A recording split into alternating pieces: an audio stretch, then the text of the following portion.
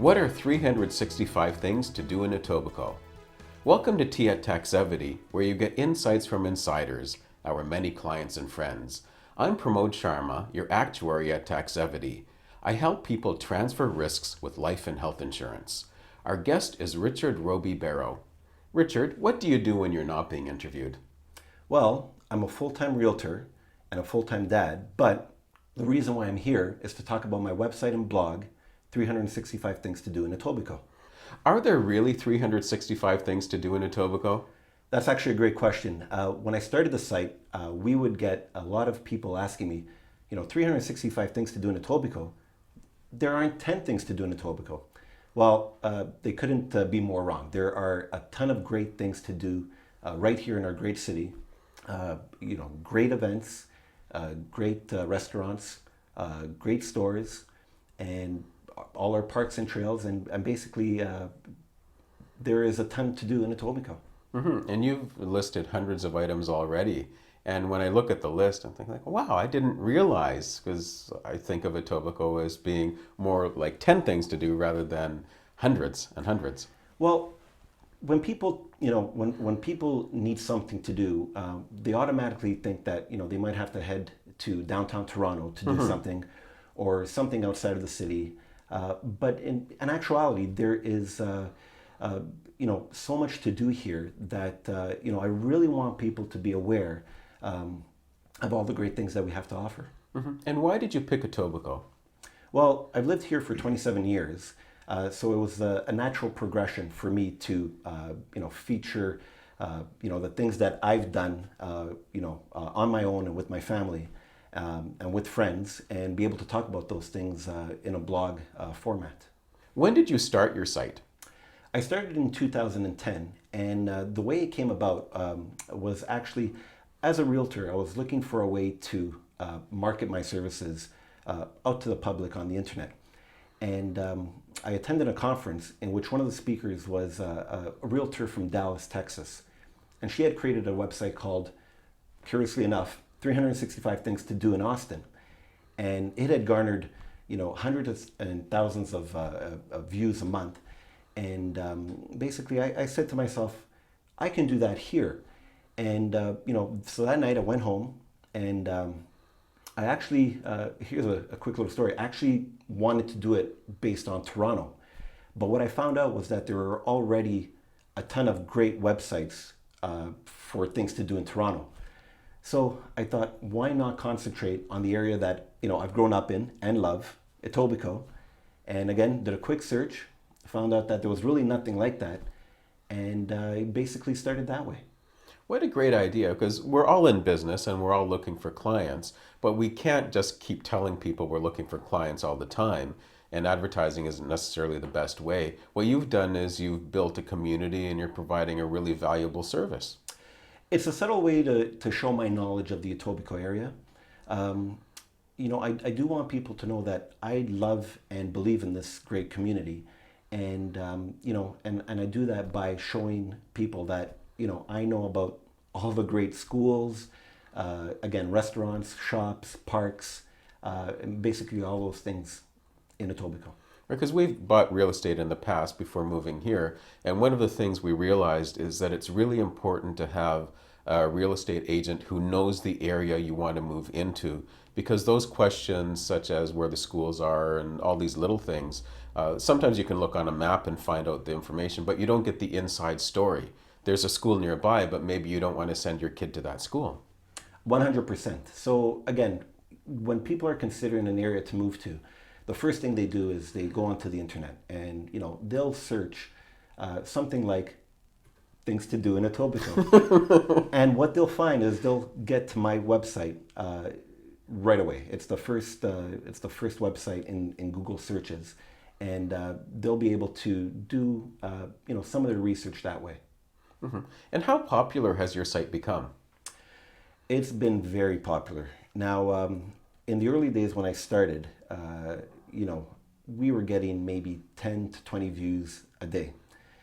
And then something funny happened. A reporter from the Etobicoke Guardian noticed my website, and they actually featured my website on the front page of the Etobicoke Guardian.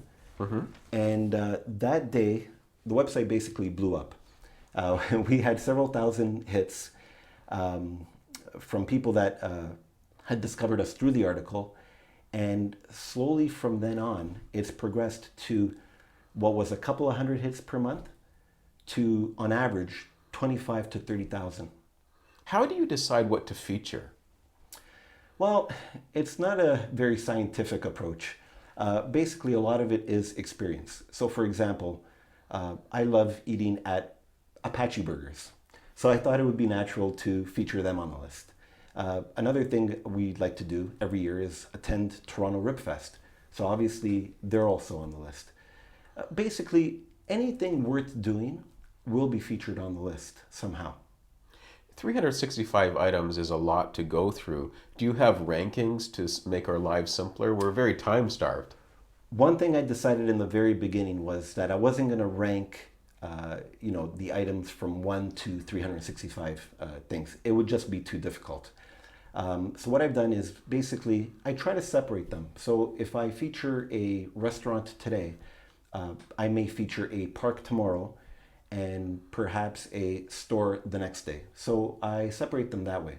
That being said, people like their top 10 lists.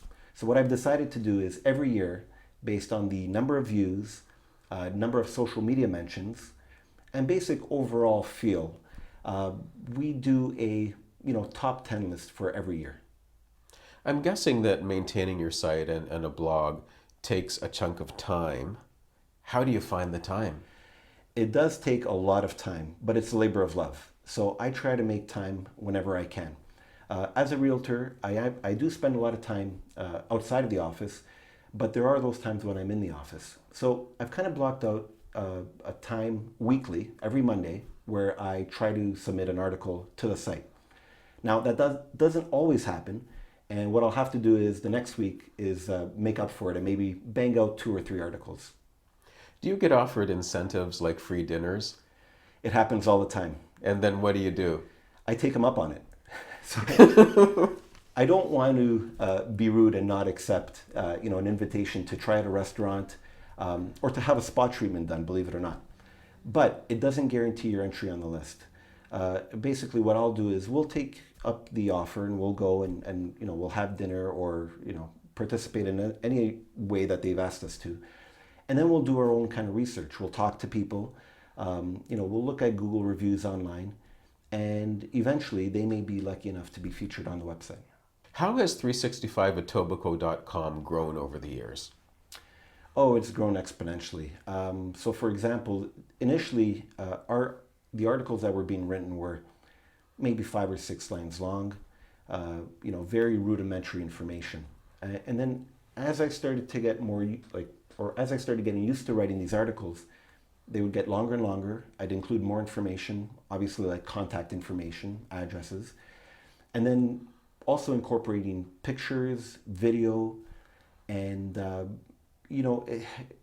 it's come to the point that I've actually had to go back to those initial articles and improve on them because I felt like I wasn't doing them justice in the beginning.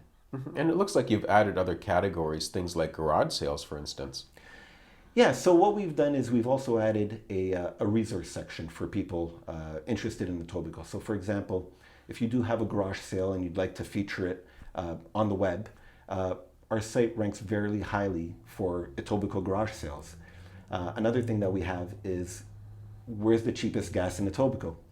So on a daily basis, we automatically update our page to indicate where the cheapest places are to get gas. So it kind of helps out our Etobicoke residents and saving a little bit of money, but it also keeps them coming back. Like I know, for instance, that several people have bookmarked our site, and before they head out for the day, they'll check out where the cheapest gas is and hopefully get it.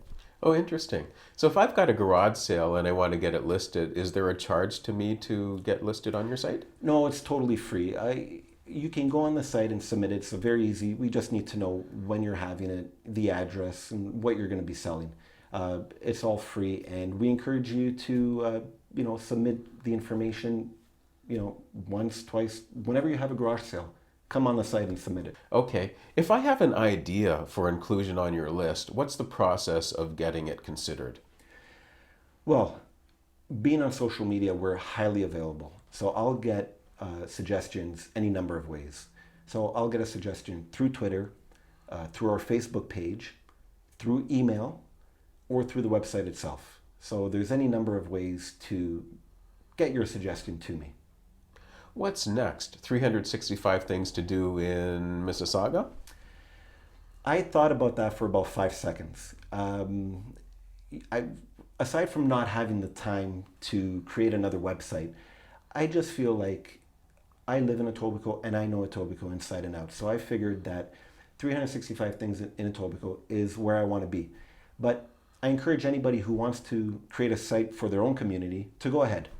And I'm guessing that even though you focus on Etobicoke for real estate, you do know about places outside of Etobicoke too. Oh, 100%. No, I know the Toronto area very well. But in this case, I would only like to feature or write about things to do in Etobicoke. What's your key message for the people watching? Well, I want people to know that there is a ton to do in Etobicoke. Before heading out, if you wanted to do something with the family, come to the website, 365etobicoke.com. Take a look. There's plenty of free events, parks, all kinds of things for you guys to do right here in the city. So I want people to know about our website. What's the best way for people to reach you? You can do that through the website. We have a Contact Us tab. It's very easy to do. I'm also available by phone. I've got it on my hip at all times. So anyway, I love hearing from people, and any way you can reach me, please feel free to. Thanks very much for dropping by. Hey, you're welcome. Thanks for having me. Thanks for joining us for Tea at Taxevity. The Taxevity Insurance Advisory helps you understand insurance and bridges gaps in your coverage. There's no premium for peace of mind. How healthy is your insurance?